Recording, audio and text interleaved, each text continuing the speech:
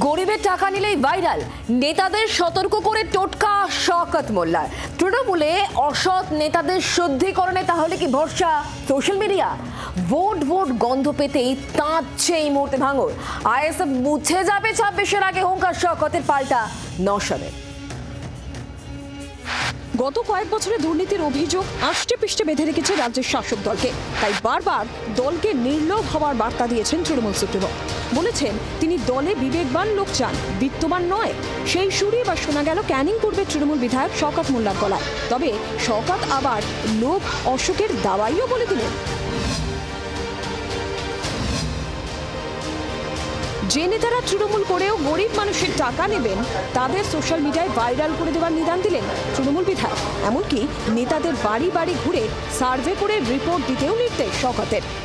কোন জায়গায় কোন গরিব মানুষের কাছ থেকে যদি কোন নেতা 1 টাকা নেয়, একদম সরাসরি তার নামে সোশ্যাল মিডিয়া করে দেবেন।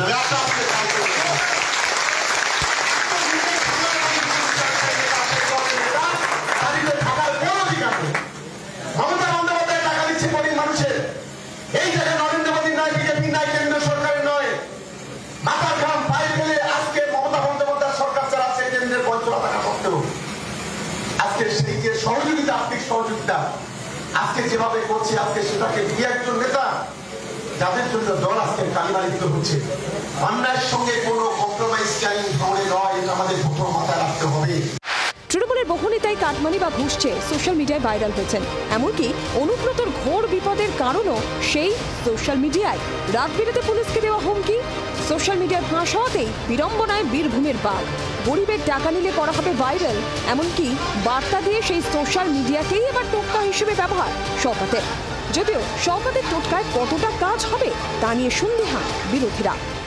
তার থেকে বড় সমাজ বিরোধী কেউ আছে ওই অঞ্চলে? তার থেকে বড় সমাজ বিরোধী কেউ নেই। এবং সেই জন্য তাকে সময় টু সময় পার্টি পরিবর্তন করতে হয়। একসময় সিপিএম করতেন, তখন গুন্ডামি মস্তানি করতেন, হিন্দুদের জমি দখল করতেন। এখন আবার তৃণমূল করছেন, তৃণমূল করেও একই কাজ করছেন। ল্যান্ড জিহাদ চলছে, জোর জবরদস্তি করে কম দামে আপনাদেরকে জমি বিক্রি করে হিন্দুদেরকে পালিয়ে আসতে হচ্ছে দক্ষিণ 24 পরগনা থেকে। এটা হচ্ছে, এরাই সব থেকে বড় গুন্ডা। আর এই সব গুন্ডাদের টাইট করবো 26-এ বিজেপি সরকার তৈরি হওয়ার পর। এদের হয় বাংলাদেশ পাঠাবো, না এরা গর্তের মধ্যে ঢুকিয়ে থাকবে। শুধু দলের নেতারাই নয়, বিরোধীদের উদ্দেশ্যেও আক্রমণাত্মক শওকত। 26-এ নওশাদের দল আইএসএফ উঠে যাবে, সমাজ বিরোধীরা জেলে যাবে। ভাঙড়ে দাঁড়িয়ে হুঁশিয়ারি ক্যানিং পূর্বের তৃণমূল বিধায়কের। নওশাদ সিদ্দিকী আর ইব্রাহিম সিদ্দিকী, একজন সিপিএমের সবচেয়ে বড় দালাল প্রথম দিন থেকে ইব্রাহিম সিদ্দিকী, আর এই দুজন হচ্ছে বিজেপির সবচেয়ে বড় দালাল নওশাদ সিদ্দিকী। এদের কাজ হয়ে জানে আমি ভাঙড় জিতবো না, ক্যানিং জিতবো না, গোটা বাংলায় কোনো জায়গায় জিততে পারবো না। রাজ্যে ঘন ঘন আসছেন মোদীর সারা। বাংলার বঞ্চনা নিয়ে দিল্লি চলো মমতা, বোঝাই যাচ্ছে বাজছে ভোটের বাদ্যি। আর ততই ভাঙড়ের শুরু হুঁশিয়ারি, পাল্টা হুঁশিয়ারি। প্রসেনজিৎ সর্দারের উপর জি 24 ঘন্টা। বাংলার আওয়াজ, বাঙালির আবেগ, জি 24 ঘন্টা।